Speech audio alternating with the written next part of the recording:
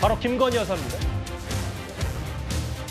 구속 수감된 직후 오늘 오전부터 특검의 첫 번째 조사를 받았는데 오늘 대체적으로 진술을 거부한 것으로 알려진 김건희 여사입니다. 먼저 특검의 브리핑부터 먼저 듣고 와서 속보 내용을 하나하나 만나봐야 될 것 같습니다. 특검은 오늘 피의자 김건희 씨를 상대로 부당선거 개입, 공천 개입 관련한 조사를 진행하였습니다. 피의자는 대부분의 피의 사실에 대하여 진술 거부권을 행사하였고 특검은 8월 18일 추가로 소환하여 조사할 예정입니다.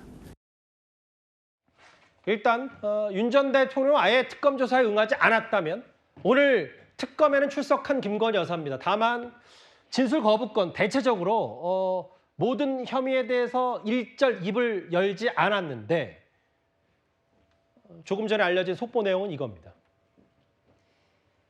김건희 여사 측이 변호인에게 이런 토로를 했다고 전해지는데요. 다시 남편과 살 수 있을까?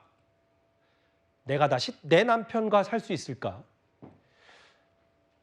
명태균 씨에게 지시를 내리지 않았다는 얘기, 그리고 건강 상태가 좋지 않아 대면 진료가 예정돼 있다는 김건희 여사 측의 입장도 덧붙였습니다.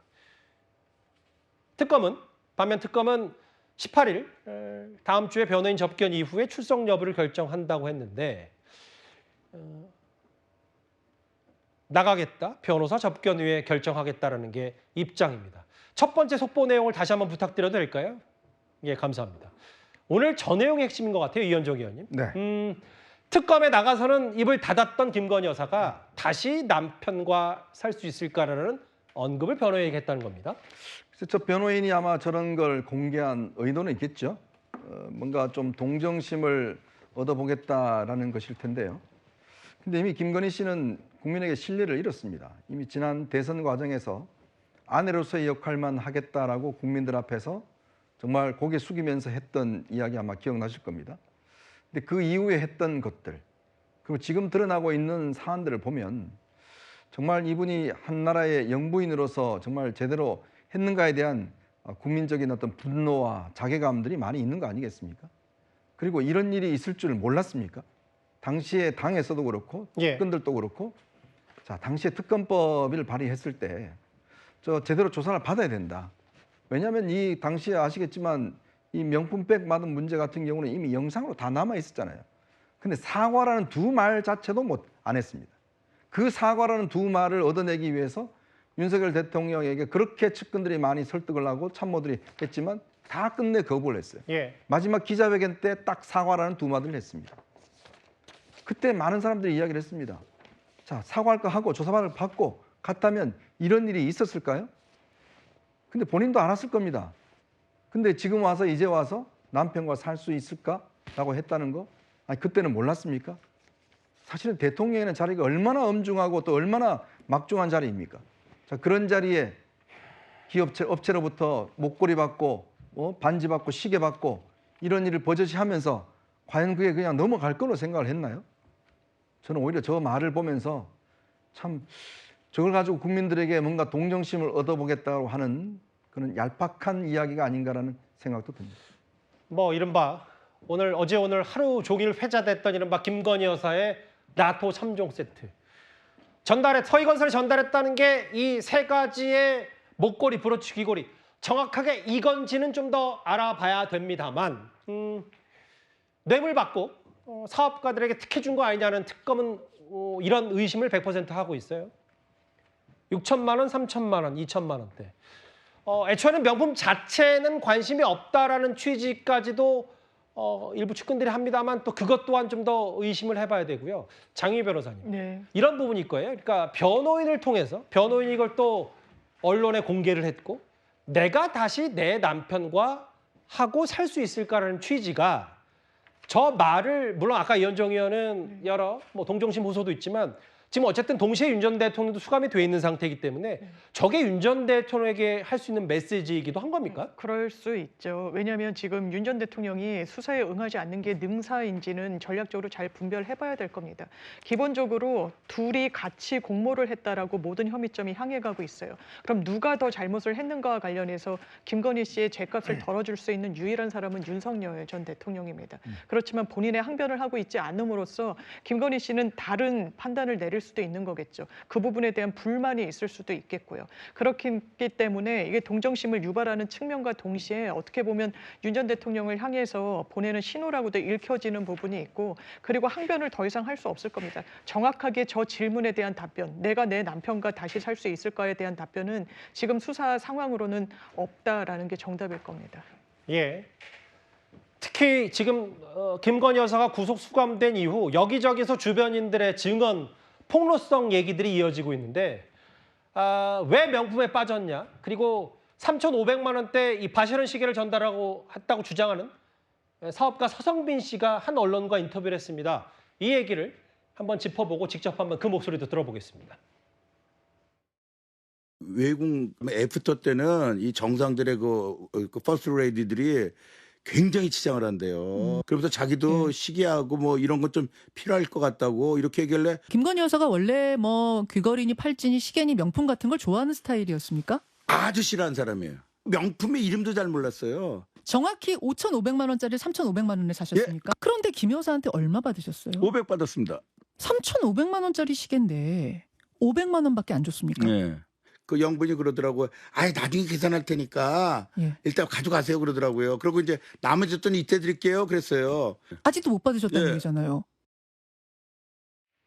여기서 핵심 내용은 이거죠. 서성빈 씨의 주장은 김건희 여사가 외국 애프터 파티 등에 퍼스트레이들, 영부인들과 굉장히 치장한다고 본인도 필요하다는 취지로 얘기했다는 겁니다. 지금 목걸이, 시계, 가방 얘기까지 명품과 관련된 의혹 보도들이 쏟아지고 있습니다.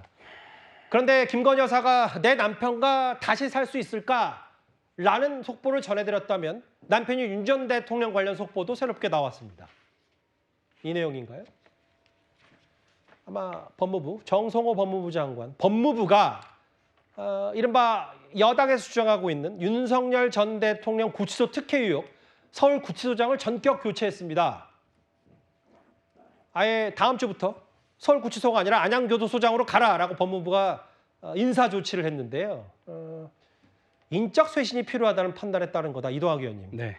최근에 얼마 전에 구치소 항의 방문도 했던 여권 여당 사람들 얘기도 기억하는데 어떤 특혜를 줬다고 구체적으로 여당 인사들이 주장을 하는 거예요? 일단 황제 접견이라는 단어가 굉장히 자극적으로 다가왔는데 실제로 지난 1일에 보니까 구치소에 있는 기간 동안 395시간 동안 변호인을 접견했다고 하잖아요. 예. 그러니까 있었던 날 중에 거의 자는 시간 빼고는 대부분 다 변호인과 에어컨 나오는 곳에서 단독으로 접견을 했다는 겁니다. 예. 보통 변호인 접견을 한다 하더라도 다른 공간에서 다른 이 혐의자들과 함께 변호인들과 함께 공동으로 같이 이렇게 진행을 하는데 여기는 완전 단독으로 특혜를 줬고요.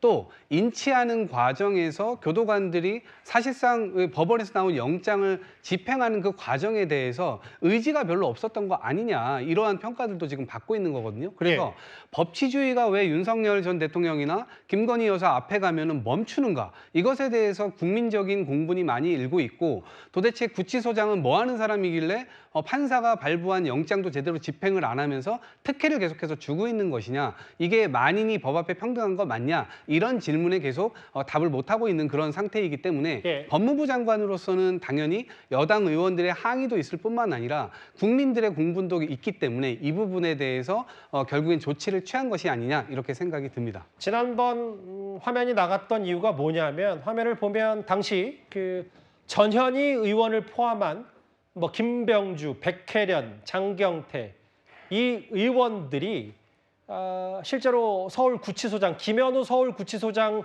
항의 방문하면서 저 때는 아마 제 기억이 맞다면 CCTV 공개하라. 윤 전 대통령 의자 소동 이런 것도 다 실체적 진실을 파헤쳐야 되지 않냐라고 서울구치소 갔다가 야당 의원들이 저 김현우 수원 서울구치소장에게 꽤 많은 비판을 쏟아냈는데요. 정혁진 변호사님, 네네. 서울구치소장을 안양으로 보냈다. 이거를 어떻게 받아들일 수 있을까요? 뭐 이건 좌천된 거죠. 그 서울구치소장이 당연히 좌천이 된 건데 이거야말로 종로에서 뺨 맞고 한강에다가 화풀이하는 거 아니겠습니까? 이거는 누가 봐도 특검이 무리한 영장을 받아내가지고 그 무리한 영장을 어거지로 집행하려다 보니까 이런 일이 벌어진 거 아닌가. 예. 그런데 그 특검이 받아낸 영장의 집행 책임은요. 서울구치소장에게 있는 게 아닙니다. 예. 그거는 특검한테 있는 겁니다. 특검이 교도관들을 지휘해가지고 영장을 집행하도록 그렇게 형사소송법에 되어 있거든요. 예. 그러면 지휘하는 사람이 책임이 있습니까? 지휘를 받는 사람이 책임이 있습니까? 그러니까 엉뚱한 데다가 화풀이하는 거 전 굉장히 그 말이 안 된다는 그런 생각이 들고요. 예. 오히려 지금 서울구치소장은 본인은 뭐 안양으로 좌천돼서 기분이 혹시 나쁠 수 있을지 모르겠지만 마음만은 훨씬 더 편할 것이다. 그래서 불감청 고소원이다. 이러한 생각을 할 수도 있지 않겠는가. 저 같은 그런 생각 들 것 같습니다. 알겠습니다. 두 가지 속보가 있었어요.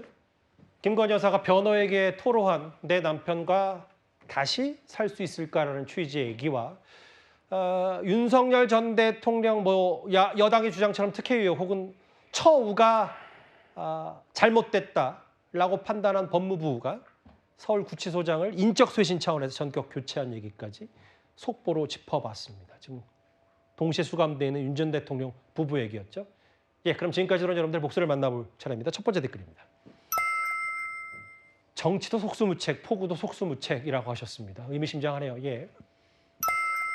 얼마나 놀랐을까? 불안해서 비행기 타겠냐? 공항이 알고 봤더니 다른 데 내렸다. 비판 목소리가 크죠? 음주운전 전력자가 교육부 수장 되면 안 된다. 신임 최교진 교육부 장관 후보자에 대한 비판 목소리를 하신 것 같아요. 또 보겠습니다. 한 대 철거하고 두 대 설치하는 게 북한이다라고 하셨어요. 마지막 보겠습니다. 윤리위가 전환기 솜방망이 징계 내리니까 중심이 안 선다고 했습니다. 댓글 5개 모두 감사드립니다. 그리고 어제 저희가 전해드렸던 울릉도 식당 관련 보도를 하면서 회 머리카락이 나왔다는 내용을 전해드린 바가 있습니다. 이 보도와 관련해서 해당 식당 측에서 다시 확인해보니 머리카락이 아니라 광어 힘줄 부위라는 입장을 전해와서 저희가 알려드리겠습니다. 댓글까지 짚어봤습니다.